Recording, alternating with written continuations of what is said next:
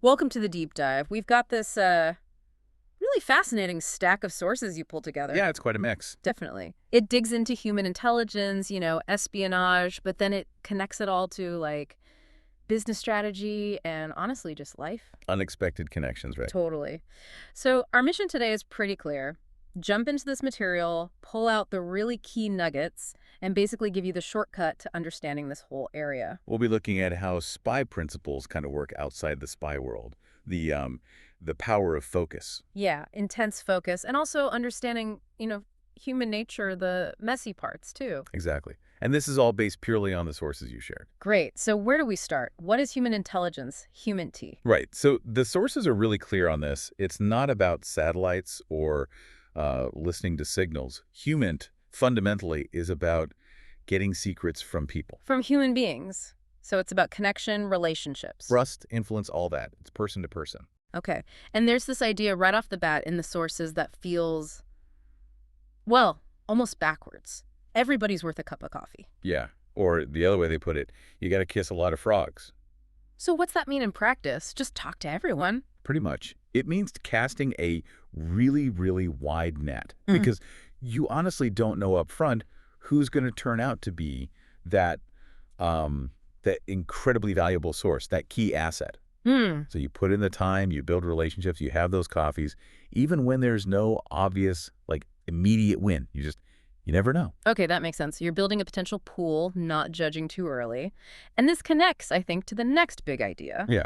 Attracting what you seek. Yeah, if you want to find something specific, you need to sort of reflect it yourself. How does that work? Well, the example they use is, say, you create a podcast that's specifically about launching a podcast. Okay. You're setting out this really clear signal, right, about what you're into, what you know, and who shows up. People who want to launch podcasts. Exactly. Or people who are already doing it. Yeah. You're drawing in that specific group. And the sources argue that creates this, like, really focused, powerful group. An asset pool or, an audience or a network.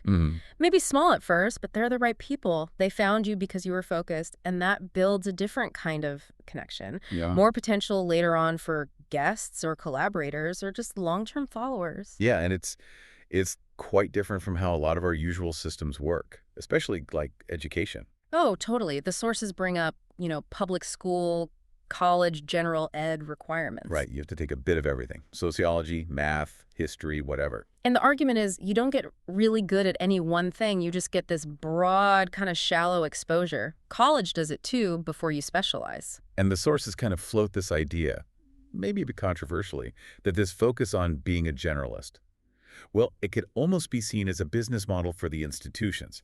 Like, why let you just master the 6 courses you actually need or want when they can make you pay for 24, including a bunch you're not really interested in?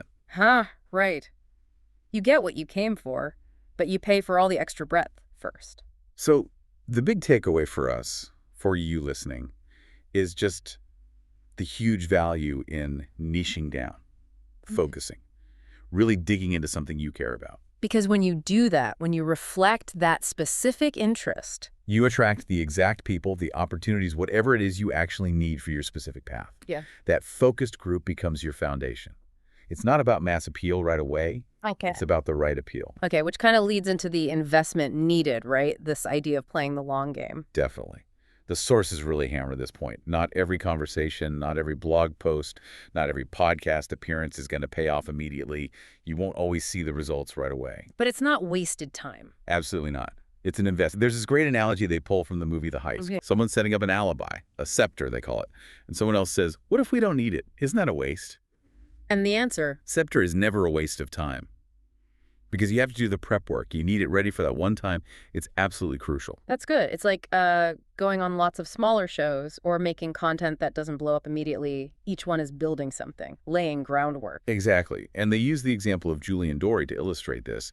His approach sounds intense. Yeah, the sources describe it in crazy detail. It's like he applies a financial investor or a banker's mindset to making content. Spending, what, 4, 5, 6, sometimes up to 8 hours on a single 1-minute short video. Yeah, Analyzing the algorithm, digging deep into analytics, running A/B tests on tiny little things just based on the data. Insane levels of detail, I think was the phrase used. Right, and the results they mention are huge, like 40 million plus views on some shorts he made from interviews. Ah. And they describe him as, single, obsessed, incredibly curious.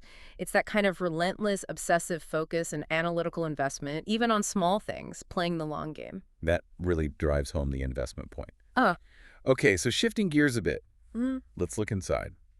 The sources talk about the culture within the CIA, and it sounds pretty different from the movies. Oh, yeah, totally. Not some perfectly united shadow government. No. Yeah. The description is mostly type A personalities. Perfectionists, pretty egotistical, very self-motivated, self-interested. Okay, so put a bunch of those people together. In a government hierarchy, where there aren't many spots at the top, the sources say it leads to a lot of internal friction. Competition. Big time. The quote is they mostly hate each other. Everyone's competing for those few promotions. Like, if 200 field officers start in 1 year, maybe only one ever makes it all the way to the top job, director of the National Clandestine Service. Wow, that's steep. So they work together on missions, obviously, but underneath there's this constant personal jostling. Yeah. But interestingly, the sources also say strong loyalty does form. Just maybe not always to the agency itself. To who, then? To individuals, people within the organization. Those bonds can apparently be stronger than loyalty to the institution. And the sources connect this outside the CIA, too, right? Like loyalty to early supporters. Exactly. They bring up people like Danny Jones or Julian Dory again, people who gave a platform or helped out early on when, there wasn't much competition for time or attention. Right, when you're just starting out. That early belief, Yeah. that support, it creates a different kind of bond. It can feel stronger than loyalty to some bigger platform or, someone who jumps on board later when you're already successful. It's about remembering who was there first. That really resonates, remembering who gave you that first shot. Right now, we get into maybe the most, let's say, unconventional part of the sources, the nature of the spies themselves, the actual sources of information. Yeah, this is fascinating. They say the really useful spies, the ones with deep access, are often people who are already incredibly successful in their own countries. Oh. Generals, top politicians, CEOs, people in positions of serious trust and access. Okay, so why would they betray their country? Well, the perspective offered in the sources is complex. It suggests these highly successful people often have their own, let's say, internal complexities, maybe even things you could call defects. Defects? Like what? Described as ethically or morally flexible, maybe somewhere on a spectrum, could include unconventional traits, maybe even people who struggle a bit in normal society despite their success. So people operating outside the usual norms anyway. Kind of. They float the idea, for example, that successful narcissists often end up they're the very top, like a CEO, or in prison. It implies this high-stakes, maybe unconventional drive. Okay, so these are complex, driven, maybe morally flexible people. How do you get them to trust a handler, an intelligence officer? Ah, that's the key. The sources say trust is often built on a kind of mutual recognition of these unconventional traits. Like recognizes like, Sort of. The phrase used is pretty blunt. Fucked up. Recognizing fucked up. wow. The idea is it takes someone who understands operating gray areas, maybe shares some of that perspective, to really connect and build trust with someone else who's doing the same, just maybe on the other side. They use an analogy, don't they? Yeah, like drug dealers being really good at sniffing out an undercover cop because the cop lacks that certain shared offness. They don't quite fit. So you need someone who gets that world to recruit from it. It loops back to that idea of attracting what you reflect, in a way. Exactly. To recruit these successful, powerful, maybe morally ambiguous people, you need handlers who can connect on that level, who understand those traits. And what's the offer? What does the U.S. government give these people? Well, it's substantial. Extraction if needed, serious money, travel, protection for them and their families, all backed by the power of the U.S. government. Which, to someone already navigating a high-stakes, cutthroat world. That kind of safety net and reward offered by that level of power is presented as being incredibly tempting. Okay. So, how does someone even end up on the path to being one of those handlers, navigating all this? The sources give a sort of snapshot of a personal journey. Yeah, a real Reader's Digest version, as they put it, starts with being born in Arizona, first-generation U.S. citizen. Mother from Mexico, immigrated illegally back in the 60s. Father died young. Right. Raised first by mother and grandmother, then later, after remarriage, by mother and a white stepfather. And that led to moving to rural Pennsylvania. Yeah, and experiencing life there as a minority, hearing racial slurs like spick or wetback, but being too young to even really understand what they meant. That sounds tough. Confusing self-image too, right? Raised by a white stepdad, but looking different. Mm-hmm. Noticing things like perceived favoritism towards half-sisters. The sources actually make a point here, noting that childhood trauma often seems to be a common thread for highly successful people. Interesting observation. So there was a strong feeling of wanting to get out of rural Pennsylvania. Yeah, definitely. Seeing the local job prospects, hardware store, mortician, factory work, and just knowing that wasn't the path. Feeling isolated. The town name, Enola. Alone, spelled backwards.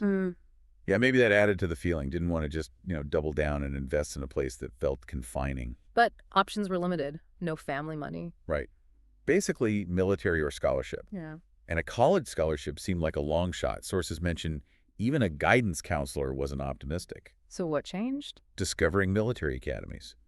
Saw an older classmate going to the Naval Academy, realized they offered full scholarships. And the requirement wasn't necessarily being brilliant at one thing? No, interestingly, it was about being pretty good at lots of things, being well-rounded. And there was another realization about identity. Yeah, that at that specific time, being a brown kid in rural Pennsylvania might actually be an advantage for getting into one of these academies because of affirmative action policies back then. So that provided a path. Led to attending the Air Force Academy in Colorado, and then an Air Force career followed.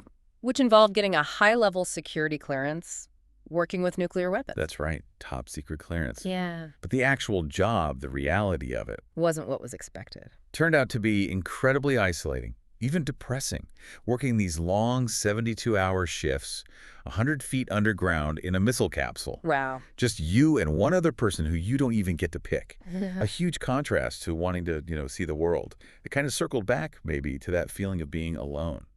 That's quite a journey. So looking back at everything we've covered today, I mean, from defining human and those frog-kissing recruitment tactics. To the power of really niching down, playing the long game like Julian Dory. The surprising dynamics inside the CIA, who actually becomes a spy. And then this very personal path into that world. It's a lot. It really is. It's amazing how principles from espionage, something that seems so removed, can actually offer useful insights for, success, strategy, just understanding people better. Not just in the spy world, but in our regular lives, our careers. We really hope this deep dive into the sources has given you, the listener, some valuable things to chew on. Definitely. And as you think about all this, casting the wide net, focusing intensely, understanding those complex motivations, maybe consider this final thought. Yeah. If building trust, even in these incredibly high-stakes, morally gray areas, often comes down to recognizing, maybe even accepting, the unconventional, the messy parts of people. What might change for you? What possibilities could open up in your own life, your own connections, if you got better at seeing and maybe even embracing those unique traits, those things sometimes seen as defects in yourself and in others? Viewing them not as flaws, maybe, but just as fundamental parts of who people are. Exactly. Something to think about.